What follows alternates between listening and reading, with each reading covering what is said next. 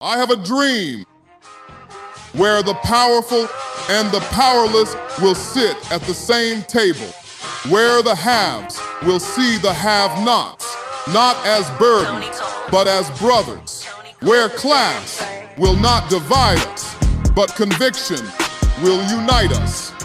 I have a dream that the oligarchs will remember we must all eat, that the brown-faced neo-colonialists will remember who they are and whose they are.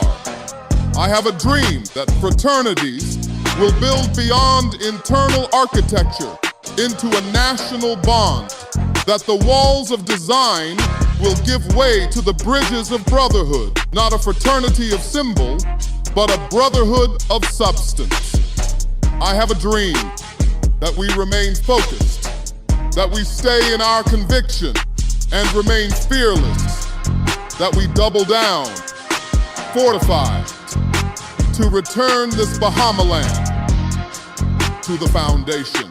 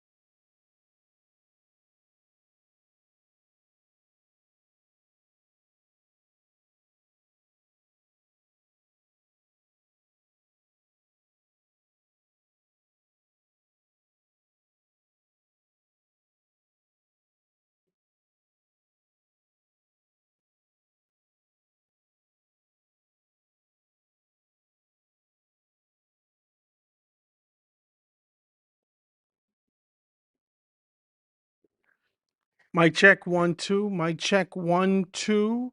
Mic check 1 2. Mic check 1 2. Guys, if you're with me, forgive me. We're working on this thing. I can't see anything. I don't know whether or not you can be able to see me on the screen. It's not showing me that my video is jamming. So please forgive me as we just try to be able to get this thing taken care of right now. Oh Lord, what is this?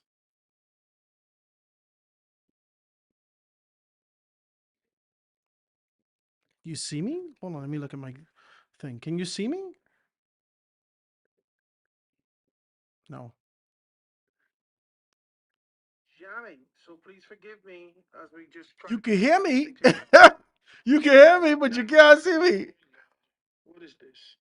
You can hear me. Oh Lord, and my audio guy just left me though. You see me? Hold on, let me look at my thing. Can you see me?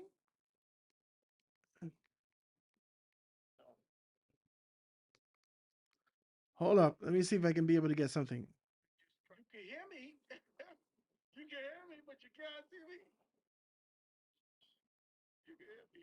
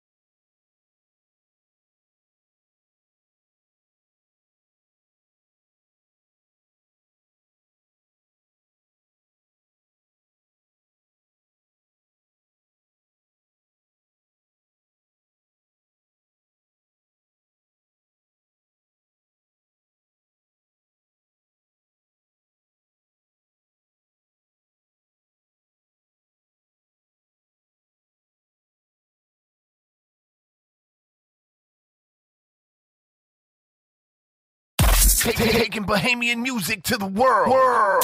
This DJ Sampler, hit that subscribe button like a goat skin drum.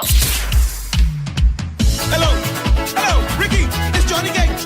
It's Johnny Gate, man. Listen, don't be there trying to keep us locked down. They want us to go inside the kill man, so good break and scrape, man, that's sweet music. You know why they go there. You know why they go there, it's kill man. Watch this. When the music plays, I'm the first one to dance. Sexy gal gon' whine on me while my rum in my hand. Reggae spirit so sweet, don't think you understand. I go in to mash up the place every time I go by the farm. I always get catch, drinking till I lose and I wet. Nobody gon' watch me if I can't bad and I sweat.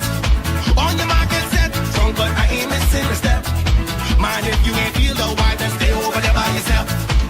When Reagan's great return, I got dance, I got sing, I got wave my flag. When Reagan's great return, I got drink all the rum, I can get on by. When Reagan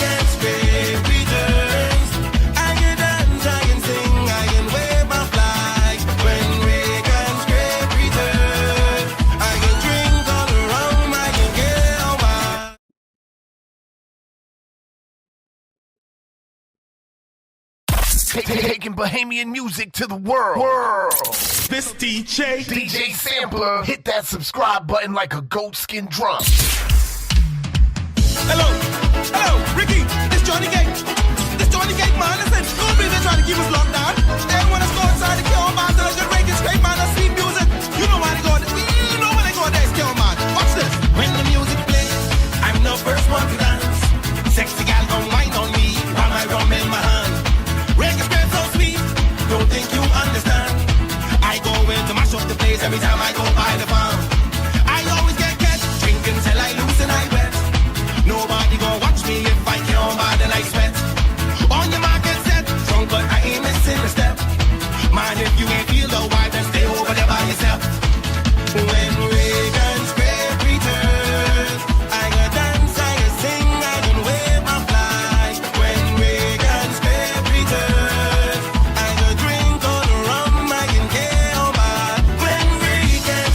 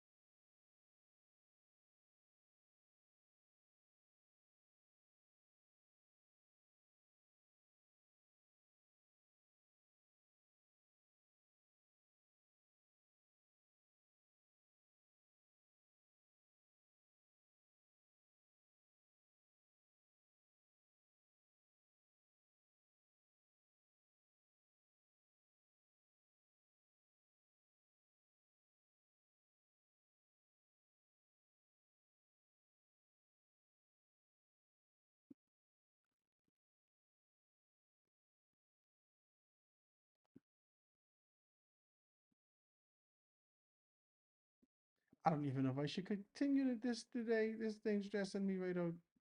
Can you all see me yet? This thing's stressing me right out. Oh God.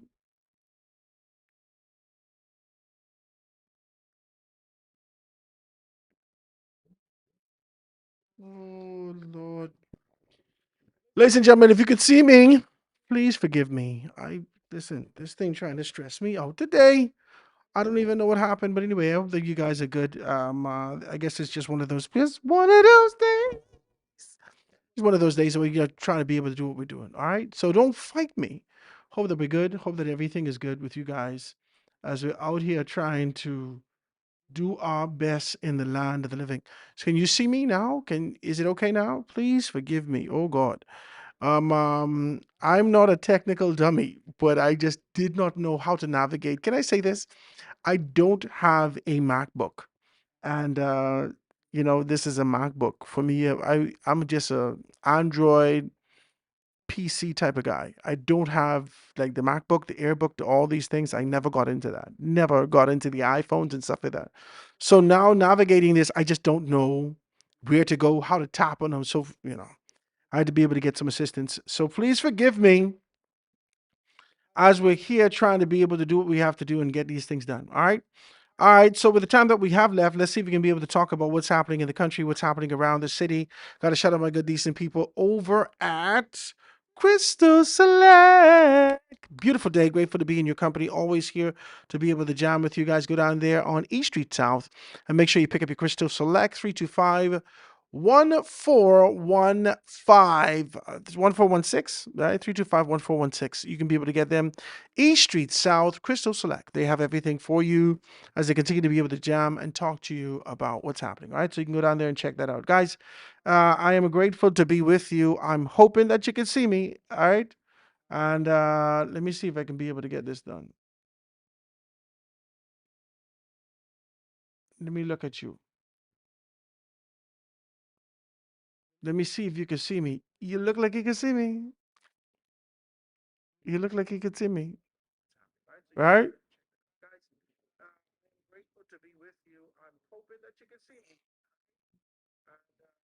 Are we choppy? We shouldn't be choppy today. We do everything to try not to be. Don't worry. I'm going to get my cameras and everything. You got to work with me. We're working with me. All right. So we can make these things happen. Okay. Beautiful day. Guys, make sure you pick up your papers and see exactly what's in the papers. A lot of things going on. Former BCB executive, the executive is indicating that she's had some issues. Broadcasting Corporation denies the victimization of former general manager and the deputy in their particular capacity. It says to me, two former managers at the Broadcasting Corporation, the Bahamas, have sued the state-run broadcast for unfair dismissal, accusing the board of directors by the Davis administration of unlawful and politically motivated conduct.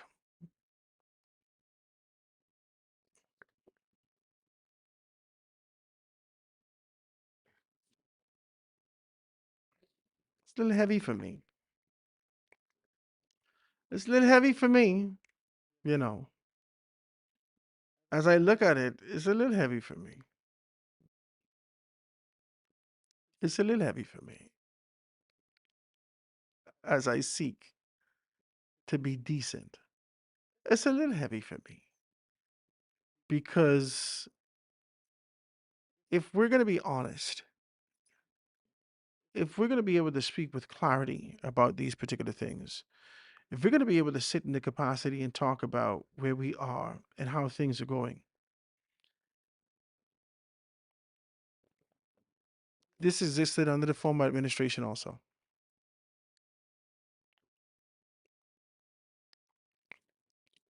I just want to be decent. I just want to be decent as I say this. I just want to be decent as I say this to you. Can I say this? I just want to be decent with you as I say this. Now, let's read a little piece of the story and dive into these particular things. Just a little piece of the story. Guys, please forgive me for my choppy start today. And as we can be able to do this, I feel like we're getting better with the like. I feel like we're getting better with the like. Praise God. I had to go all study and try to figure out how to get this done. So we got it done. Anyway. All right, so two former managers being able to take on this position in one of several allegations made in a witness statement supporting the lawsuit. Sandra Duncombe Knowles, BCB's former deputy general manager, claimed that she was told that BCB executive chair Picewell Forbes, all right, she was told by Picewell Forbes, to make up reasons to fire certain executives. Bananas. Bananas. Picewell can't be that fool to do that. I do not believe that. Okay, let's put this in context. Let's put this in context. Okay, let's put it in context. Picewell Forbes, who had just been denied the nomination, we got to do all of this. We got to do this. We got to do this, and let's do it like this, right? Picewell Forbes has just been denied the nomination in South Andrews. Picewell Forbes had to go through all kind of hell. Monique Pinland was on his tail coming for him, trying to get the nomination in South Andrews. It didn't work out. Okay? Picewell Forbes went through a series of conversations within his organization to eventually emerge as the executive chair of the corporation. A prestigious position that Picewell adores. Can I say this? He absolutely adores this. And it looks well on him. He does well in this particular capacity. He's a mouthpiece. He knows the history. He does well in this. All right. Picewell Forbes, knowing the history of the organization, knowing the strategic persons who are placed in various positions, and knowing those persons who are where they are. Picewell, okay? Coming in on the tail of an F&M victory, now being able to step into a new day with the PLP, has been given an opportunity and identified strategic persons who would have been moved from one space to another based upon historic evidence indicates that based upon allegiance. Hello. And based upon allegiance, based upon their commitment, based upon this particular situation, a lot of persons wouldn't even move. Can I say this? Based upon your allegiance to a particular grouping, can we do it like this? People either move you or you stay put. This has happened historically in the organization. They haven't fired some people. They have strategically placed them in a position where the sensitive information of the organization wouldn't come before you on a day-to-day basis, simply because you showed your political arm. You showed your political cards in one way or another. Okay? So now, based upon what I'm reading now, it says to me in one of several allegations made in a witness statement supporting the lawsuit, Sandra Duncombe Knowles, BCB's Bahama Corporation, the Broadcasting Corporation of Bahamas' former general manager, deputy general manager, claimed that she was told by the Broadcasting Corporation of the Bahamas executive chair Picewell Forbes, a woman who had just acquired this position, who just moved up, who had just been able to be in good proximity to Kayleesa DeVoe Isaacs, right? Who'd strategically been in this position. Kayleesa DeVoe had been there over 2 decades, almost a decade, I'm sorry, or more, right? And it's baffling to know that she retained that position throughout administrations. And as a result of being able to retain that position throughout administration, she found herself in this position now moving forward. Now, hold on. It's safe to say that Miss Duncombe Knowles got her promotion under Miss Isaacs. any dummy could see that there's a sense of allegiance here. And you don't just say anything to anybody. Talk to me. Paiswell is just say anything to anybody. I don't believe that. Paiswell is savvy enough to know better than that. I ain't say a lie, but I'm just saying that this is hard for me to consume, knowing that Paiswell, who Paiswell is. I said, look at this. We identify these things. Duncombe knows, and the BCB's former general manager, Kelisa DeVille Isaac, sued the government in 2023 for wrongful dismissal. They allege that they were unfairly fired in 2022 after pushing back against what they saw as an unorthodox conduct at BCB. A woman filed witness. The woman filed witness in the Supreme Court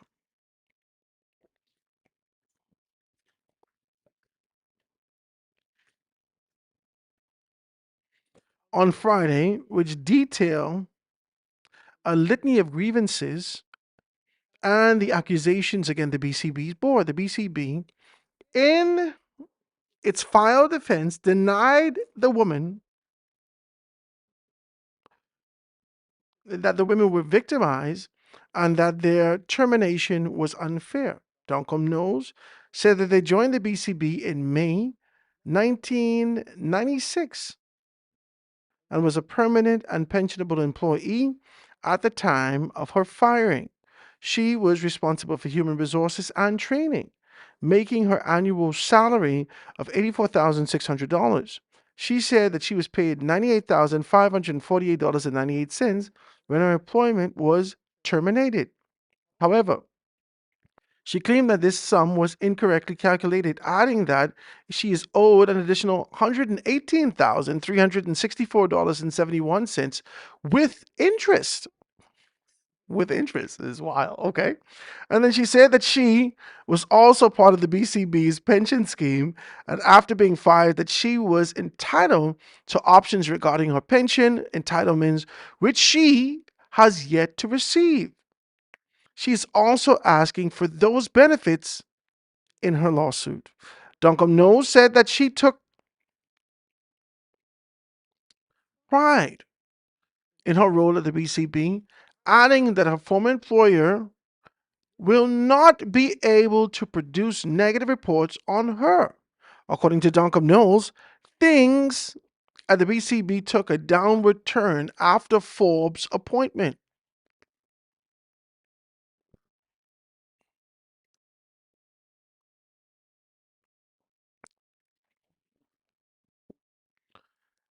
As an executive chair in November 2021, Forbes, a former member of parliament and had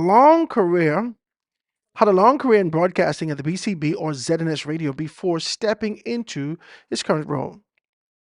Duncombe Knowles alleged that she found infractions in the board's operation and management of BCB, including corporate governance issues, political interference, ignoring BCB's policies and procedures, and working outside industrial agreements. She also claimed that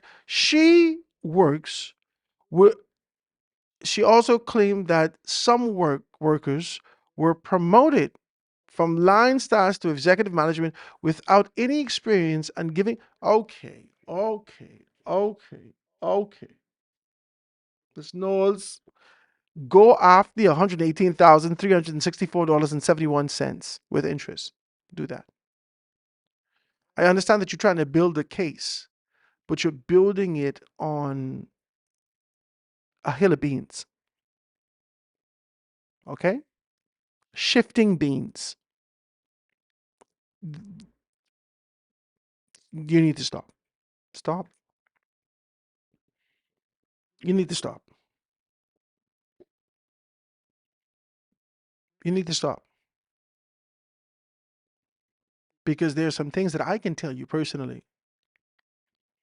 How I pitched my show, how I never asked for any political assistance at all. I never called Minnis. I never called Carl Kalma. I never called a damn soul looking for a job when I went to ZNS looking for a job. I never called anybody. Never called anyone. I went there. I pitched a damn show in front of the people. I created a concept, an idea. I pitched the show. Never call a soul.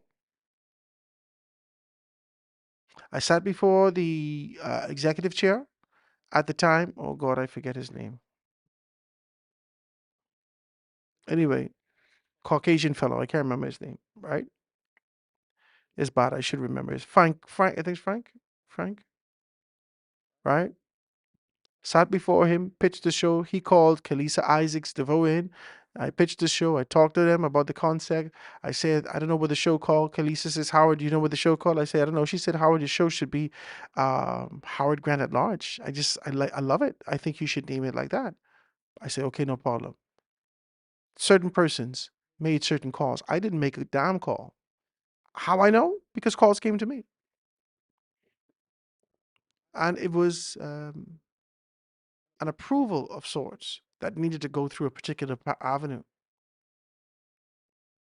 And so external calls came to me and said, you're going to be straight. How did these people know that I even applied for a job? See, Ms. Knowles, when you start this kind of a conversation, there is a rabbit hole that exists here. This country only exists off of tradition. They only do what was always done. Ain't nobody just try to do nothing new and fresh and different. They only do what was always done. And so when you're sitting in this position and you believe that the thing's going to be different or whatever the case may be because you're sitting in this position, and listen, go after the $118,000, more than likely you can get your money. Amen? I know, but this interest situation, but you can get your $118,364.71. I believe you can get that. If you could be able to put a proper case out to be able to identify that and also make sure that you're put in a good position to ensure that your pension entitlements, that you can be able to access those pension entitlements, praise God, you're going to be able to do that. But when you start to have this conversation and you say that Duncan Knowles alleged that she found infractions. Miss Yu was in that company from 1996.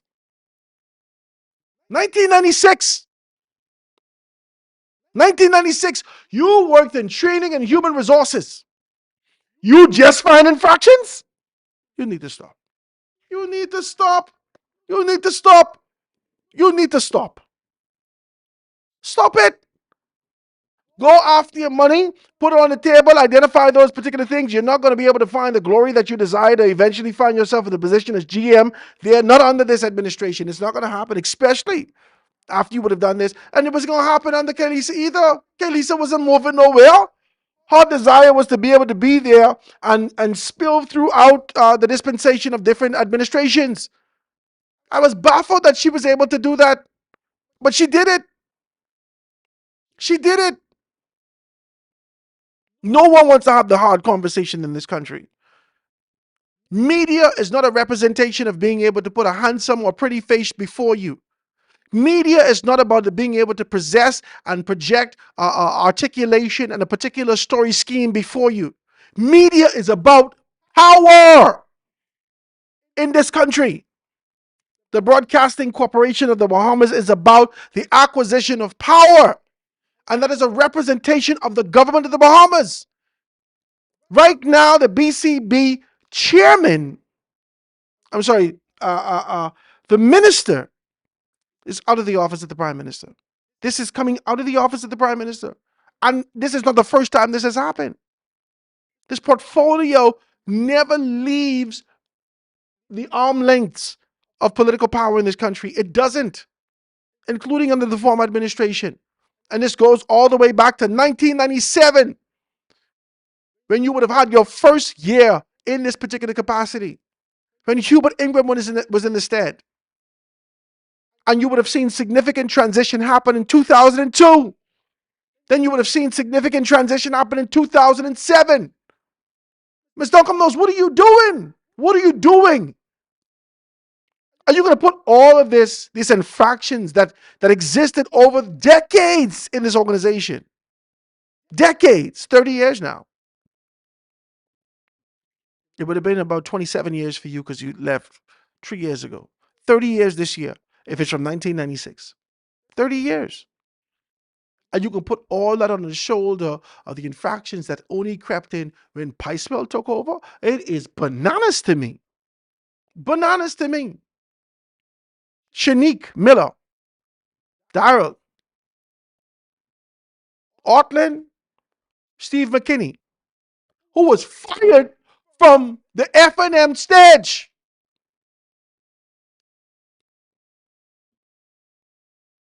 What are you doing? What are you doing? What are you doing? See, a desperation is so blatant and raw that we don't even take our time. I tell you, you can't run with emotions. From 1996, you was there. 1996. But today, when Picewell reach, oh, I see infractions here. You think Picewell are fool to make up a reason to fire? That don't even make sense.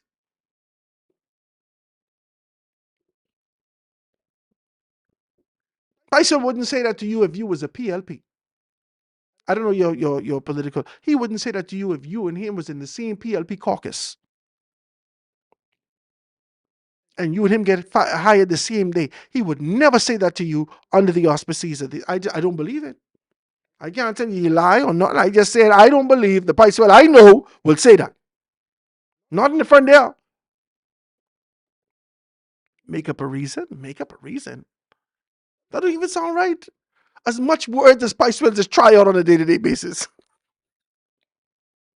I watch Picewell for years fumble over words and try to be able to connect them together like a funny puzzle. And I say, well, I don't know whether that word fit there, Picewell.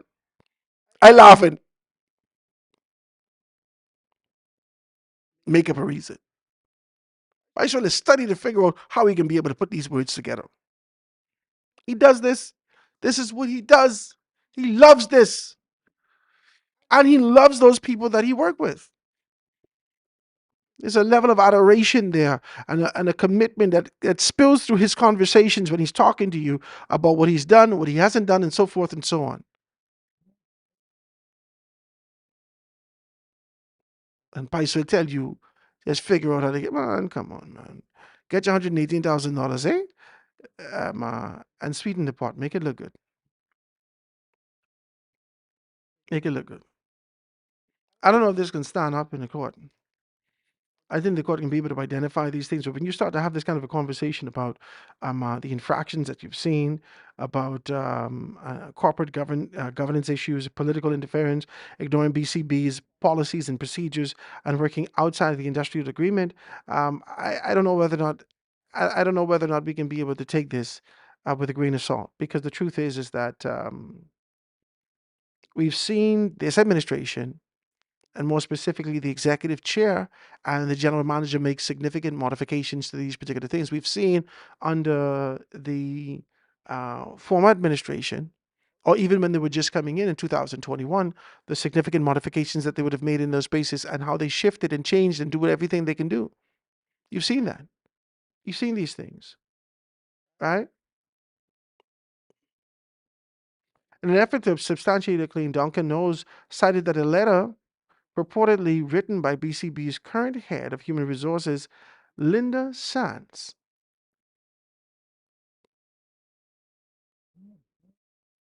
which referred to PLP's 2021 general election slogan, A New Day, is in correspondence to Forbes. In the letter, Sands wrote in part to Forbes that now is the set time to put in place a New Day team for a New Day outlook for the corporation.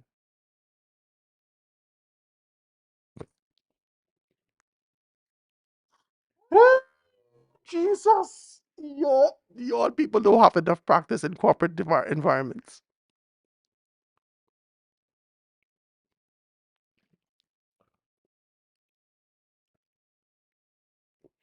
I honestly, God, you don't have enough practice in corporate environments.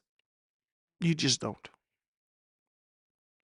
You've been elevated to a particular position in this country, and people identify you in certain. But then you feel in yourself. You feel in yourself. like Beyonce, I'm feeling myself. You start feeling yourself. You start feeling yourself. And this idea of protection, this idea that you have everything under control, everything covered is a crazy thing. I just want to say that to you. I just want I just want to say that to you. I just want to be Is that how you all set this up? Is that how y'all do this? No, man. This the kind of emails that y'all was setting around? No, man. No, man. She also claimed that BCB brought all the pensioners and gave them managerial position while employees who were eligible for retirement were approved for extended employment, receiving a pension and a salary. All of these decisions were unlawful, demoralizing to the staff seeking upward mobility, a drain on the corporate resources, and ultimately politically motivated. Ultimately politically motivated is hearsay, is conjecture, is you can't substantiate that. That's why I didn't go forward with my thingamino. Oh Lord, let me read this little piece now. Hold on, I see something.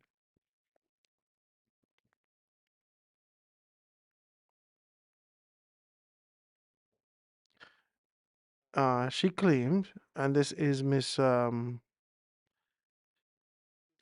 Duncombe Knowles, right? She claimed that her efforts to advise the board against this conduct was treated as obstruction and ignored.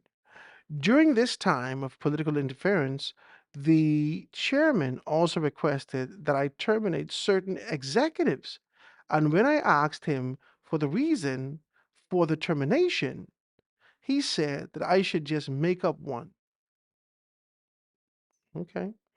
Adding that it was implied these terminations were political. She said that she told the chairman she could not fulfill his request because there was nothing on file to support the firings. Well, that's crazy. Why you ain't fight for me when they fire me? When Kailisa tell me go?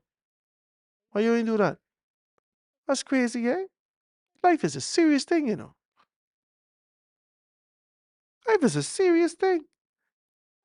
Listen, I wasn't politically motivated at all. I promise you from here to Jesus. But I get a call after Kailisa write me a letter, after they call me into the office, and I could call every name from here to Jesus. I could call every name. And they asked me, they said to me, and these people know who they are. They said to me, Howard, we don't want you to be able to bring on any more politicians at this time. Now, this was right after I bring on Michael Alkides.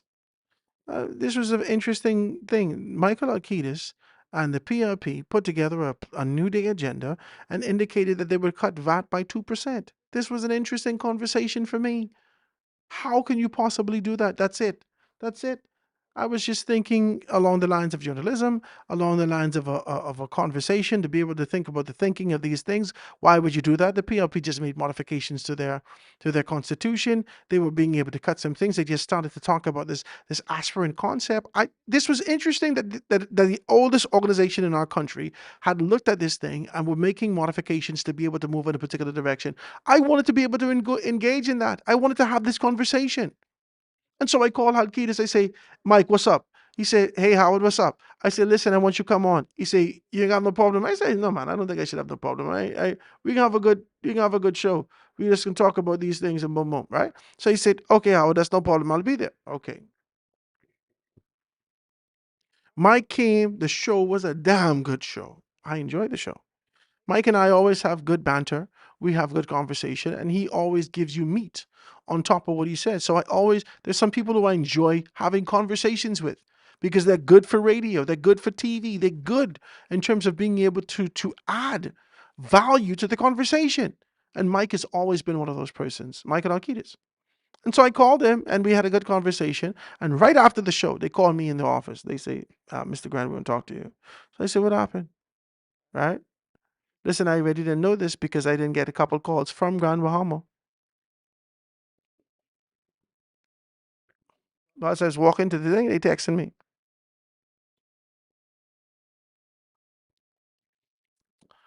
And so I understand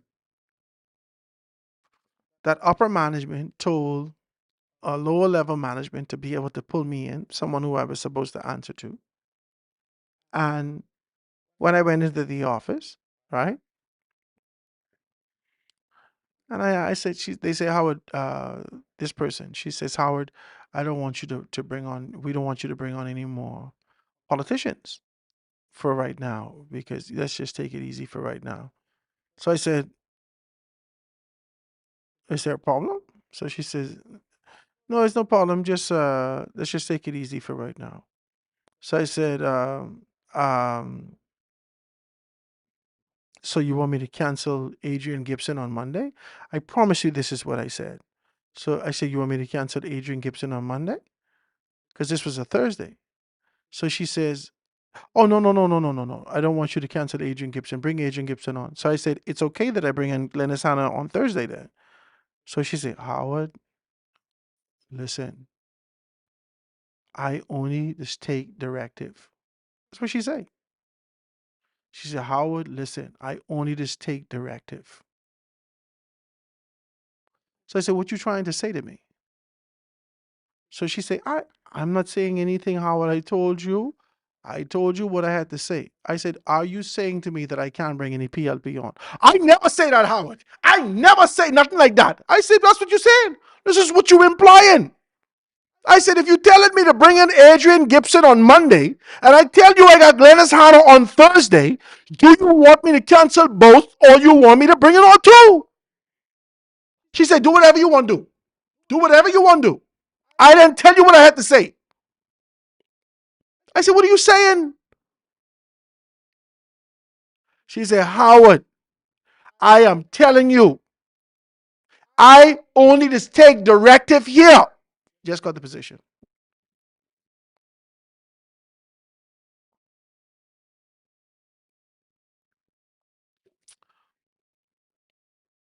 So I tried my hand. Of course, you know how the story goes. I had a resignation letter written after Thursday's show. No, after Thursday's show, I went home and I write a resignation letter. I brought Adrian Gibson on Monday, no problem. I brought Glennis Hanna on Thursday.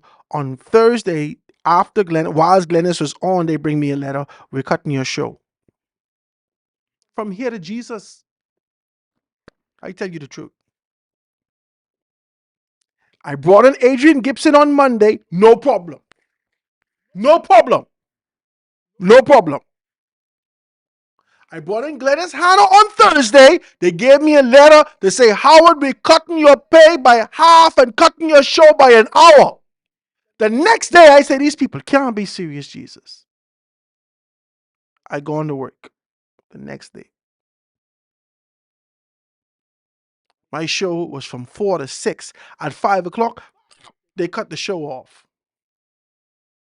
I get up and I go on and I give them the resignation letter that I wrote.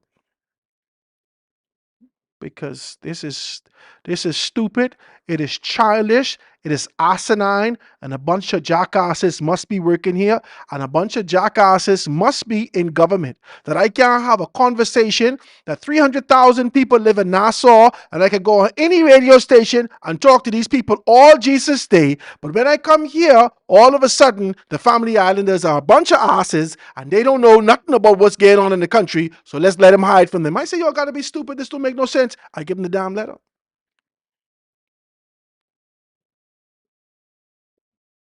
And I read, this is a bunch of garbage. This is stupid. They should throw this out of court. I don't know how you can get your $118,000 like this. How you can get your money like this? How you can get your money like this? You might as well just go for your money. All this extraness, this is foolishness. You're contaminating the process of being able to get your money. You're justifying your position and how you were above board at all these particular times. Your proximity alone, your proximity and your position, your rise in the country, in the company says to me that you are not naive.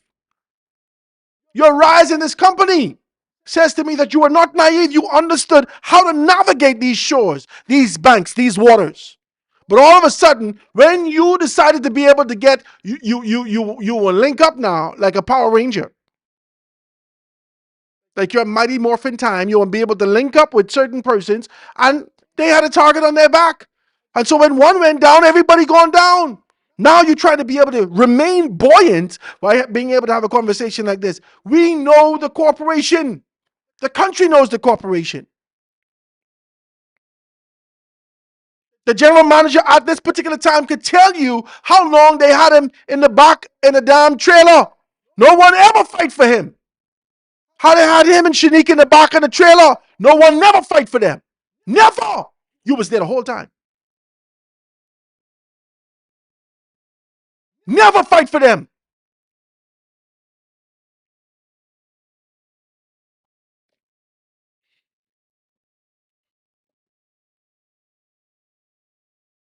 Let's stop playing, man. Let's stop playing. I'm tired of this foolishness, man.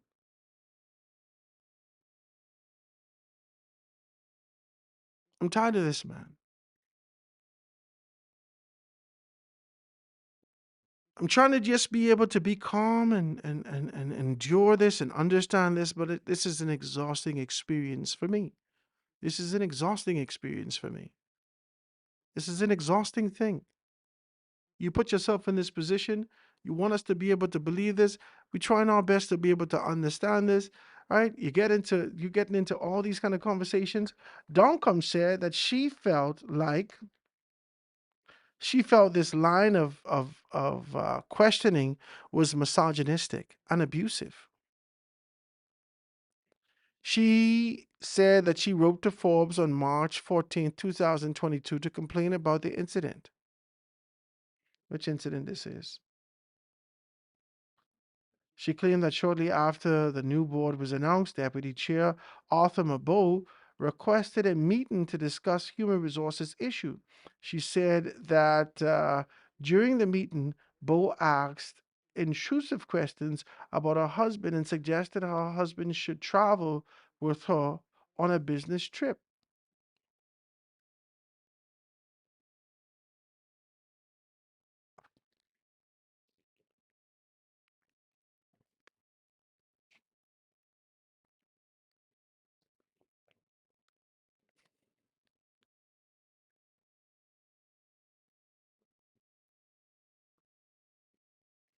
Arthur Mabeau, is that what you say to the woman?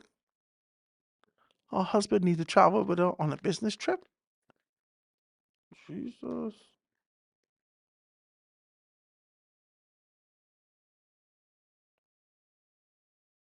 Duncan Knowles said that DeVoe Isaacs had agreed that Beau's conduct was unacceptable and that the former general manager sought to facilitate a proper investigation into the matter. However, both she and DeVoe Isaacs were fired on June 13th, 2022, before any action could be taken. Between March 14th and June 13th, no action could be taken, obviously. Doncom Knowles said that she has not been able to find suitable work. No. She has not been able to find compatible work. Well, not suitable. You just need to be occupied and making some money. You can't compete with that. There's no place else that's going to pay you nearly $100,000 a year in this country. No. There's no place else. You and DeVoe Isaacs should have gotten together, squeeze your money together, identify how you can open up your own radio station, identify how you can open up your own TV station, develop those things, identify some talent, something similar to what Fincastle Media does. Listen, if you kick me out, I'm not beating against your door. Guardian kicked me out, I sue them. More 94, let me go. I ain't sue him.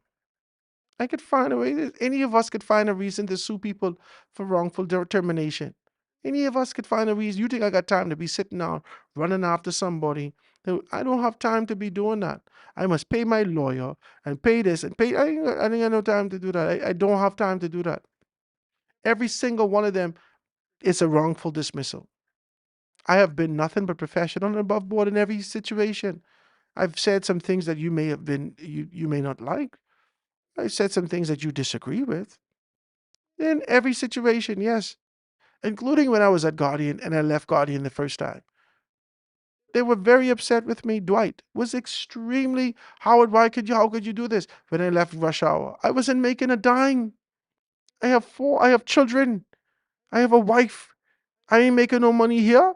And I asked him, I said, Dwight, give me more time or give me more money. Howard, I can't do that. I said, Dwight, I can't do this. He said, how are you going to figure this out? You're going to be okay. I said, Dwight, I can't do this. I got to make some money. While he was talking to me, I'd already presented my proposal to ZNS. A week later, they confirmed me. I knew I couldn't stay at Guardian. I wasn't making any money there.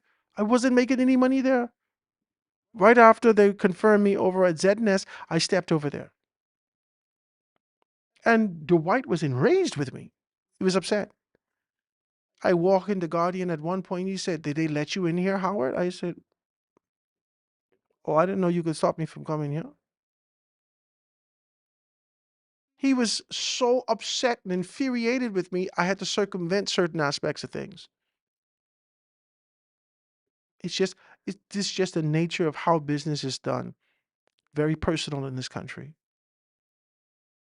There's no corporate principled posture. There is this emotional approach to being able to do professional business in this space. But you think I have time to sue these people? I don't have the time. Listen, twice I come close to developing a suit. When I went over to Alukaya, I never get written up ever. For years I've been working. When I was working with before I get to Alukaya, for years I've been working for the 2 years that I've been working to the Sheraton, which eventually became the Malia. I've never been written up ever. They make up this false foolishness, and then I write them back. I said, this is foolishness. I write them back. This is foolishness, and this cannot stand. And so they invoked their executive privileges, authority, whatever the case may be, and they got rid of me. I went to Wayne Monroe. Wayne Monroe says, Howard, you may have a case. Let's do this, this, and this. They gave me a check. I look at the check. I never cashed the check. They tell me sign. I never sign. They give me the check. I look at the check. I said, Wayne Monroe will soak up this check in one blow. My children ain't eat from this yet. My wife ain't eat from this yet. I ain't pay no bills yet. I have to go find something else to do. Wayne Monroe will soak this up in no time. I looking at the check. It was a good little check, But Wayne would listen to me. I'm talking about gone. And we ain't got nowhere yet. And the hotel got the kind of money that they could fight me for years. They'd fight me broke. Tired. They'd fight me to separation from my wife because she can't take it no more. As I keep fighting this old fight until I go find something else to do. And they wrong for how they doing it. I would have been fighting them right now. The hotel don't even exist no more. I'd have been fighting them right now. You think I got time for that? I leave them alone. Nobody can pay you $100,000, baby. Nobody can pay you $100,000 a year in this country. Unless you get that kind of a superior skills that they need in their various capacity. That means that you've tried and you failed. Of course, there was opportunity. Eyewitness News is looking for people in various capacities to be able to do that. Right? They ain't gonna pay you that. Our News is possibly looking for someone. They ain't gonna pay you that. You pitch a concept to JCN. They ain't gonna pay you that. No one's going to pay you that. No one's going to pay you that. Unless you're working for yourself. And it's going to take you time to be able to develop to this particular capacity. But you had firepower, you had relationship, you have persons who have know-how in the industry. Start your own thing. Start your own. Listen to me. I will not allow my emotions to drag me to hell.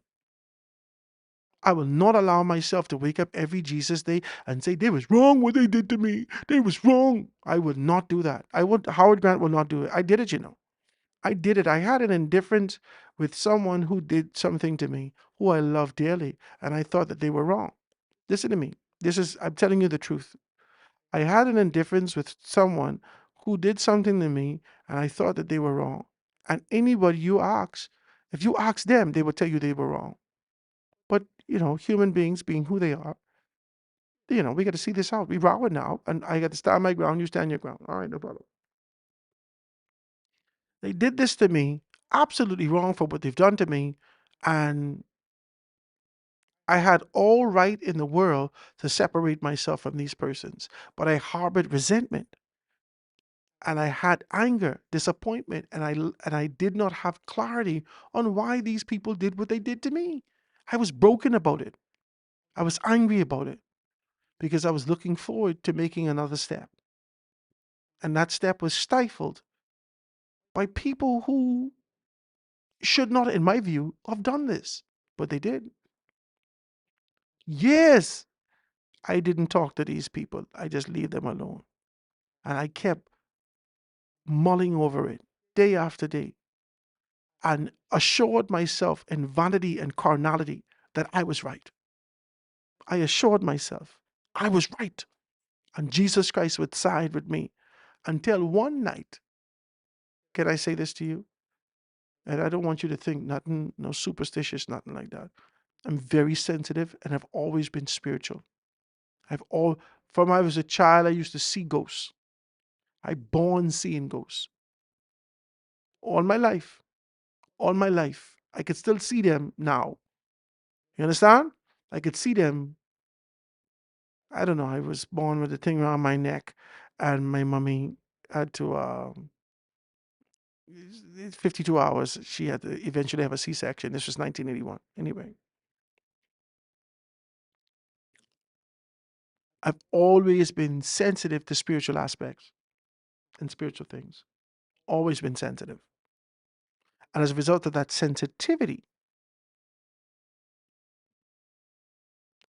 after all this time harboring anger and resentment, and I ain't talking to them, and this one and that, and all these things like that, I didn't even know how to pray to God because I was angry. I used to pray. This is one of my best times of days. It's one of the most alleviating, burden lifting times of my day. It is one of the most calm. I wait till my whole house is quiet. I cut off all my lights, make sure my room is nice and cool. I like a cool room.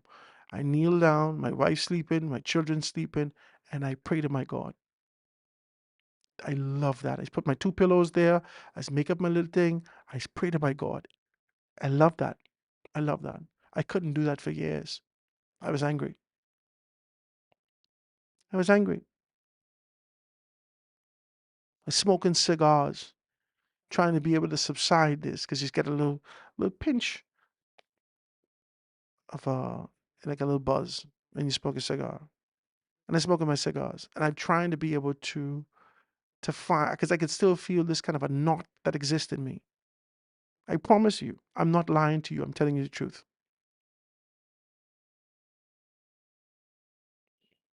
And one night, I just decided to pray. And I kneeled down and I felt tentacles in my stomach. And while my eyes was closed, I could see the tentacles. And the Holy Spirit, I don't care how you feel about that, man. You can tell me what you want to say. Oh, Jesus, Howard, come on now. All right, that's your business. However you feel about it, that's on you. The Holy Spirit, because only Jesus Christ can tell you that. The enemy didn't tell me nothing of this. You will die from cancer if you don't let this anger go.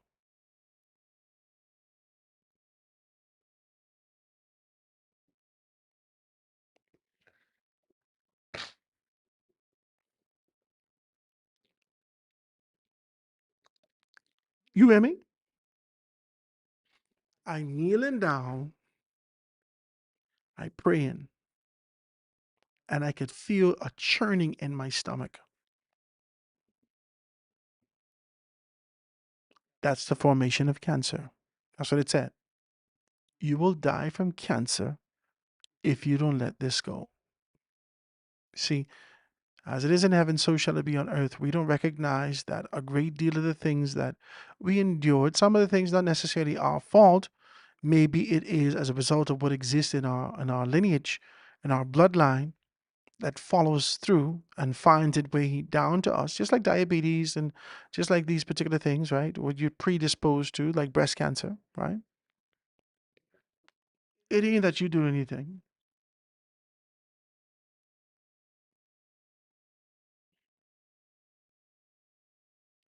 Eight two seven zero one one one 827-0111. So it ain't that you do nothing, you know. It ain't that you do nothing. It's just some of these things exist in you. That's just life. It exists in you. And so I felt this thing in my stomach. You will die from cancer if you don't let this go. I said, God, please forgive me. Father, please forgive me. And I know I couldn't get past the gate. I couldn't get past the reception area in the halls of prayer. I couldn't get into the holies of holies because I got to leave my gift at the altar and go and reconcile with my brother. I got to go and reconcile with my sister before I can be able to come back. I got to take the necessary steps to ensure that these things are taken care of properly before I can go before my Father. And I did that. I promise you from here to Jesus. See, I didn't have to wait for the forgiveness of others. I had to forgive me. And I had to forgive that person because I know that God has called me to do greatness and great things. And I can't allow some trivial something to be able to hinder me from getting to the greatness that God has called me to. I cannot allow that. And so I apologize. Mind you, I ain't do nothing. They screw me over. I ain't do nothing. But I apologize. I apologize. And I promise you from here to Jesus, that was one of the most alleviating things. It was a burden that lifted. It was the return of joy in my life when I did that. And I felt like a fool for holding on to something that had no more space for me, that was going to lead me to death. I felt like a fool that I wasted time in trying to be able to pursue the things that God has called me to, in pursuit of vindication, of vengeance, in pursuit of this righteous posture that I am right.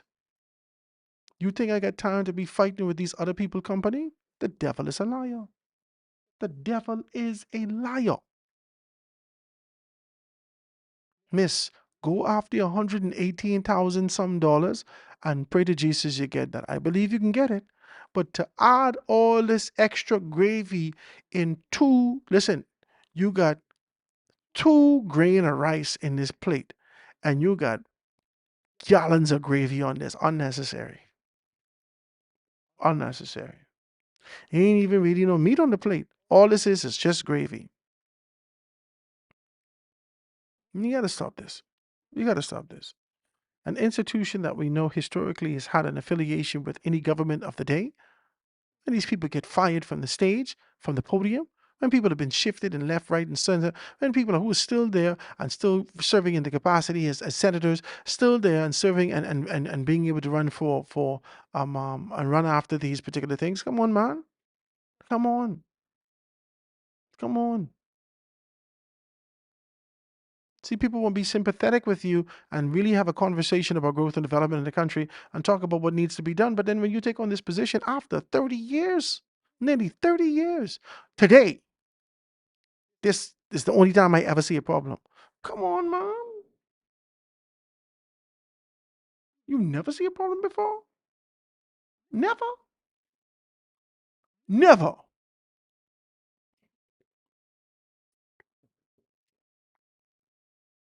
You sure? Okay, if you say so. But the nation ain't fooled. And this is what we've been consuming for years. We only know ZNS, a great deal of us. And so, whilst I agree with what you're saying, there is a good fight to be had. If the steps to see, I don't know your faith. I don't know. I don't understand people. This is Howard. This is Howard. And this is through maturity that God has shown me some stuff. This is through maturity that God has shown me some stuff. I'm going to be very clear with you. And I'm going to say this to you. If the steps of a good man are ordered by God and he delights in his ways, and sometimes we step in tribulation, sometimes we step in trial, sometimes we step in loss and defeat, sometimes we go through a great deal, but our steps are still ordered. If you align, your steps are still ordered. Listen to me.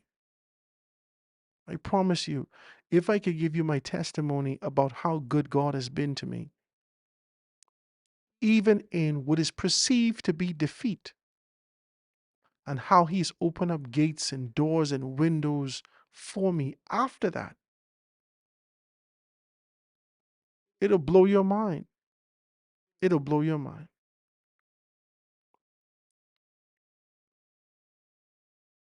Your husband, Miss Knowles,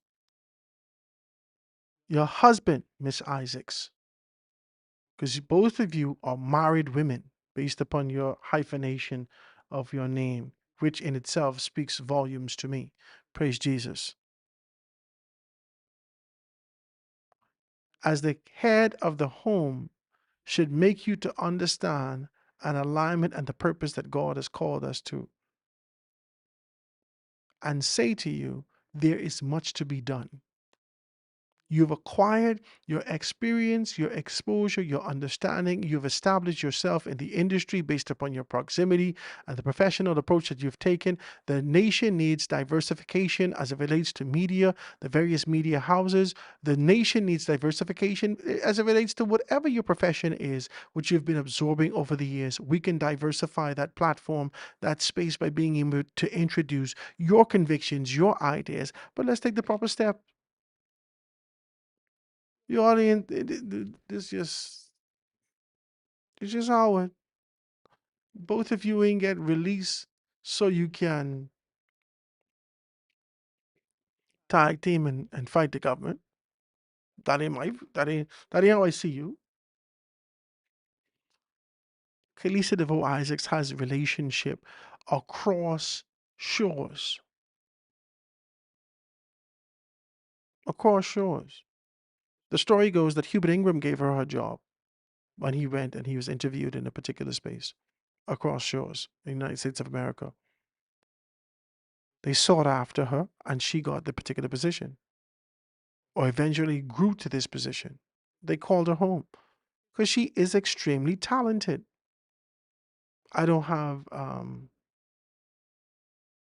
that kind of information in the background on Miss Duncombe Knowles, but I am sure if she stayed at the Corporation of the Bahamas and she was able to move from the Ingram administration to the Christie administration to the Ingram administration to the Christie administration to the Minnis administration, if she could have done all of that and stayed those years, then there is a significant value that she brings to the table, and she's grown exponentially in the organization. So people know her. People know her. And as a result of that, I believe that you should put your star power together. You should put your heads together and start a company. And stop wasting your time.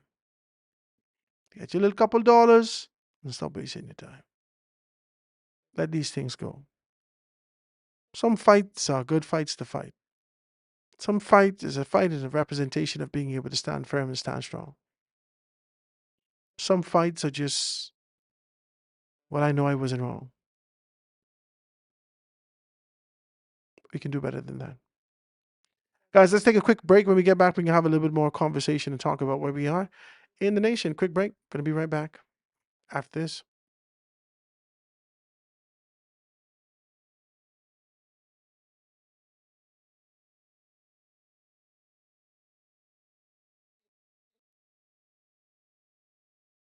Bahamian music to the world. This DJ Sampler. Hit that subscribe button like a goat skin drum. Hello, Ricky, it's Johnny Gate. This Johnny Gate, man, listen, don't believe they try to keep us locked down. They want us to go inside the kill man, till I just break and scrape, man, I see music. You know why they go there, you know why they go there, it's kill man. Watch this. When the music plays, I'm the first one to dance. Sexy gal gon' whine on me, while my rum in my hand. Reggae spread so sweet, don't think you understand.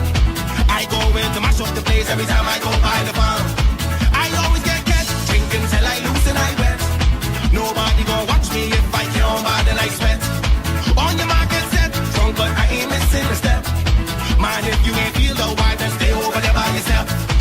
When Reagan's great return, I got dance, I got sing, I can wave my flag. When Reagan's great return, I got drink all the rum, I can get on my. When Reagan's great returns, I can dance, I can sing, I can wave my flag. When Reagan's great return, I can drink all the rum, I can get on my. Get him, Ricky! Just give me the Reagan's great. Beat that drum and scrape that red. I get scrapped inside Long Bay. I like to fish with Johnny Cake. I say, just give me the Reagan's great. Beat that drum and scrape that red. I get scrapped inside Long Bay. I like to fish with Johnny Cake. I say, just give me the Reagan's great. Beat that drum and scrape that red. I get scrapped inside Long Bay. I like to fish with Johnny Cake. When the music plays, I'm the first one to dance. Yo, bust it, bass sampler, bust it, mother. Reggae step so sweet, don't think you understand.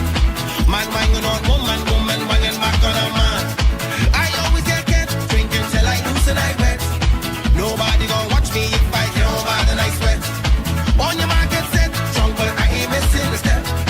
Man, if you ain't feel a vibe, then stay over there by yourself. When Reagan's great return, I can dance, I can sing, I can wave my flag. When Reagan's great return, I can drink all the rum, I can get on my. When Reagan's great return, I can dance, I can sing, I can wave my flag. When Reagan's great return, I can drink all the rum, I can get on my. Get him, Ricky! Just give me the Reagan's great. Beat that drum and scrape that red. I get strapped inside Long Bay. I like to fish with Johnny Cake. I say, like to fish with Johnny Cake. I say, like to fish with Johnny Cake. I say, like to fish with Johnny Cake. I say, like to fish with Johnny Cake. It's 3 a.m. and I'm waiting for the sun. Lost track of the days, man. Lucky this ain't no fun. Cell phone in my left hand, TV on my right. My mouth actually dry 'cause there ain't no rum inside. Longing for the days when I was wild and free. Out to everything was lit, not a care or worry. Now it's like I've joined the Yo, clan of bust it, bass HMP. sampler, But bust I it, ain't mother. commit no crime, so please set me free. Loose me, let me go. I don't want the inside no more. Loose me, let me go. This is killing me, that's for sure. So let me out, let me out, let me out, yeah, let me out. Loose me, let me go. I don't want the inside no more. The Bahamian music ambassador, DJ Sampler. Yo, bust it, bass sampler, bust it, mothers. It's 3 a.m. and I'm waiting for the sun. Lost track of the days, man. Lucky this ain't no fun. Cell phone in my left hand, TV on my right. My mouth actually dry 'cause there ain't no rum inside. Longing for the days when I was wild and free. Out to everything was lit, not a care or worry. Now it's like I've joined the clan of HMP. But I ain't commit no crime.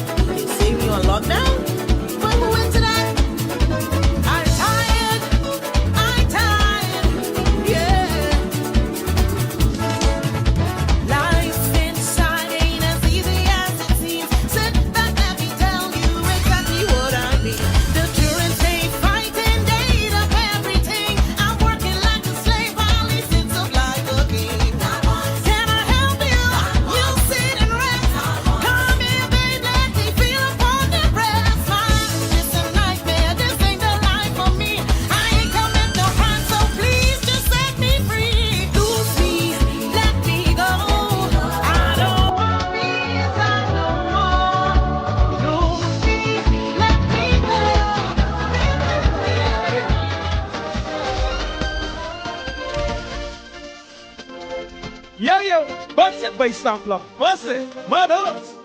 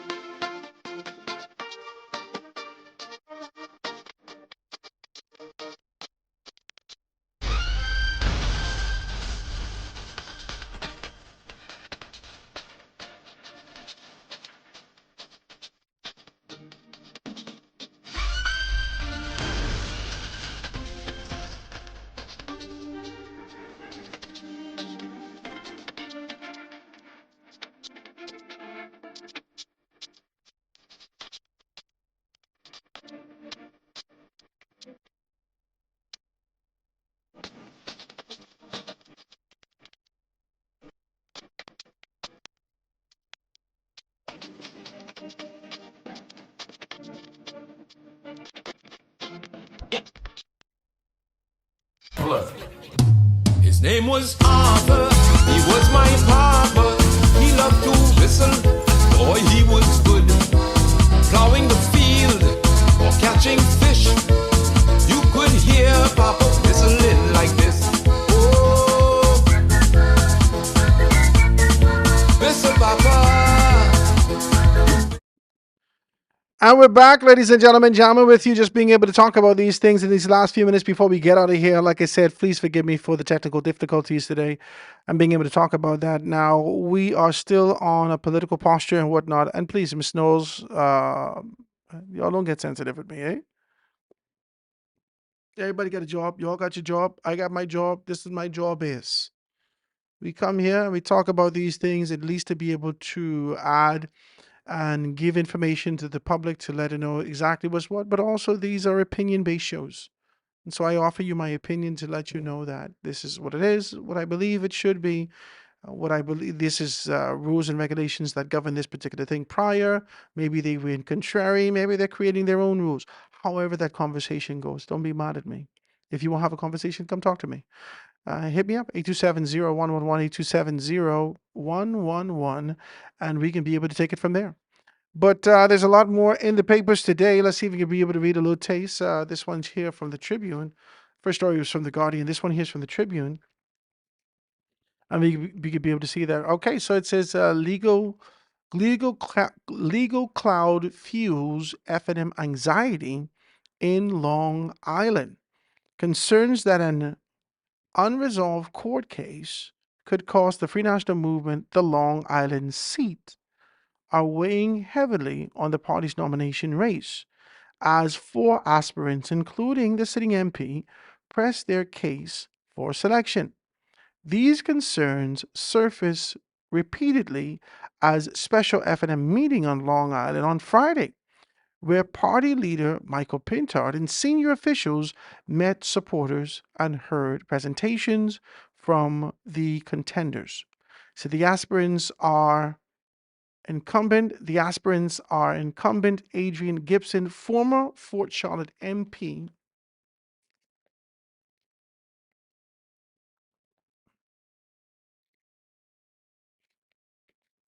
It did say page 3. Eh? Oh, there we go. Hold on. See page 3.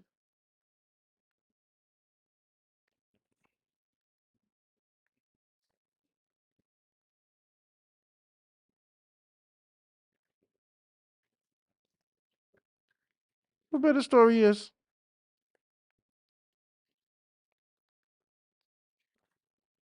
You say see page 3.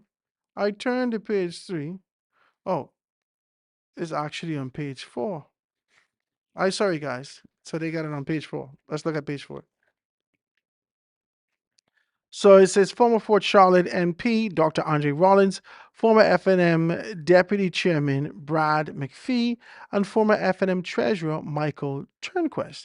Each outlined his vision for the constituency, addressing issues such as senior citizens care, youth development, infrastructure, and airport-related concerns. Dr. Rollins, Mr. McPhee presented it in person, while Mr. Gibson and Mr. Turnquest appeared virtually. None of the aspirants were present for their rival's presentation. This newspaper understands, right? So none of them is around for Adrian Gibson's presentation, right? Party insiders described the meeting as orderly and informative, but said that anxiety about Mr. Gibson's ongoing legal battles dominated private discussions among supporters. The biggest concern is that this case hanging over his head and the PLP would use that to the very end. And it doesn't seem like it's going to finish in time for him to nominate, said one Long Islander who's attending the meeting. Supporters said that Mr. Gibson, who otherwise have been a strong candidate, but many now appear to be leaning towards Mr. Rollins, who is widely regarded as the front runner. This is not how it works in Long Island. I understand that you're going to need to be able to be in a position that you can be able to identify what you must, right? I understand that you need to be able to find yourself in a position where persons could be able to come forward and have a discussion. This is not how it goes in Long Island. This is not how I know it goes in Long Island.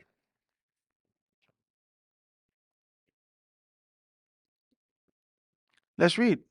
Supporters say that Mr. Gibson would otherwise have been a strong candidate, would otherwise be a strong candidate. But many now appear to be leaning towards Dr. Rollins, who is widely regarded as the front runner.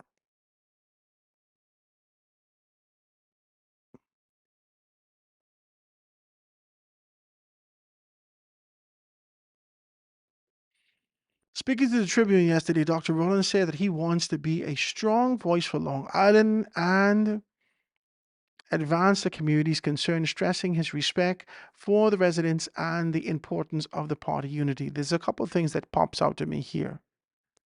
Andre Rollins is more politically contentious than Dr. Hubert Alexander Minnis. He's also more politically contentious and opinionated, in my humble opinion, articulate, insightful, and informed, though he's more politically opinionated and contentious than Frederick McAlpine. Why would the party seek people like Dr. Andre Rollins, Fred McAlpine, Cassius Stewart, and Arinthia Komalafe, as opposed to being able to reach out to Dr. Minnis, Hubert Alexander Minnis, and Frederick McAlpine? I just don't understand. I don't understand the logic here. I don't understand the logic here. Brad McPhee has been in the party forever. He's been committed to the organization forever. Michael Turnquist, have always identified him as one of the up and coming in the organization. We've said over the last two election cycles that over the last election cycle that Andre Rollins would have fit good. Andre decided to be able to step back entirely. He expanded his business, doing a great deal of things in that particular space. He thought he was going to stay in that space. Every time I call out to him to be able to come out, he just want to be able to stay beneath the radar, stay beneath the radar. There's only so long you can stay beneath the radar, brother. It's only so long you could do that. How long you gonna do that? This politics, baby. We come here to do this.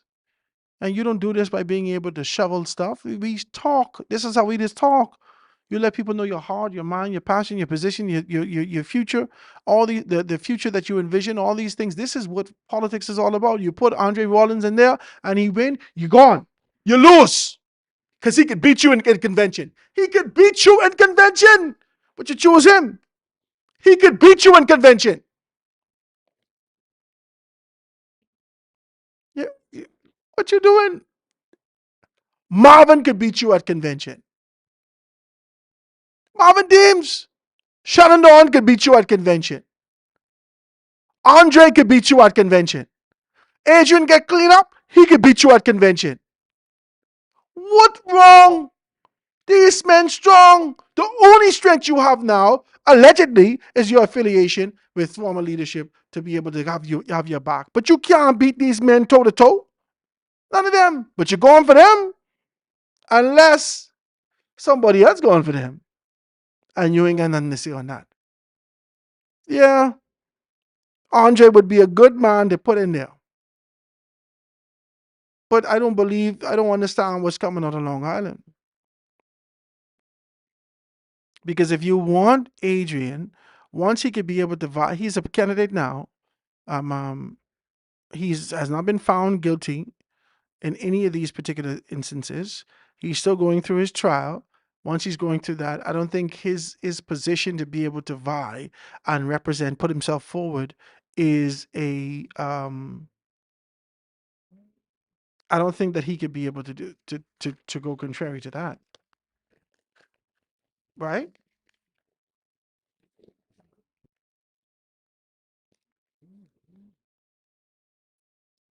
I don't think that it is a faux pas or against the rules and regulations that govern these particular things. Once he's not been found guilty of anything, he could be able to represent.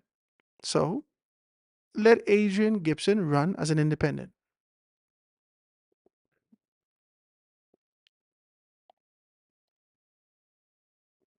Let Adrian Gibson run as an independent.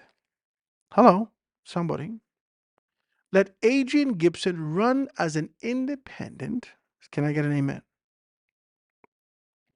If the Long Islanders want him, the same rules, regulations, and principles applied when you put Larry Cartwright in. And vote for him. Put Andre Rollins on the F&M ticket, and we'll see who the best man win. Now, I believe that Adrian, if he loses, his political career is over. If he doesn't get a nomination, his political career is over. Because there is a stain that will follow you, my brother. Follow you.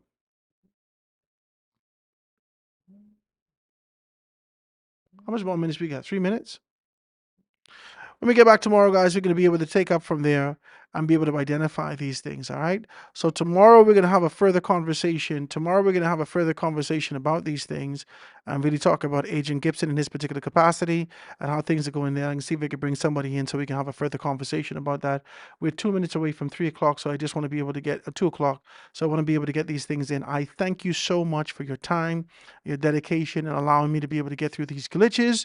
So sorry about that, guys, but I want to be able to thank you, and we're going to see you tomorrow right here. I'm so sorry to cut the show off like that, but we're going to see you tomorrow and dive into a deeper conversation and take it from there. I have a dream where the powerful and the powerless will sit at the same table, where the haves will see the have-nots, not as burdens, but as brothers, where class will not divide us, but conviction will unite us. I have a dream that the oligarchs will remember we must all eat, that the brown-faced neo-colonialists will remember who they are and whose they are. I have a dream that fraternities will build beyond internal architecture into a national bond, that the walls of... I have a dream where the powerful and the powerless will sit at the same table, where the haves will see the have-nots, not as burdens, but as brothers, where class will not divide us, but conviction will unite us. I have a dream that the oligarchs will remember we must all eat, that the brown-faced neo-colonialists will remember who they are and whose they are. I have a dream that fraternities will build beyond internal architecture into a national bond, that the wall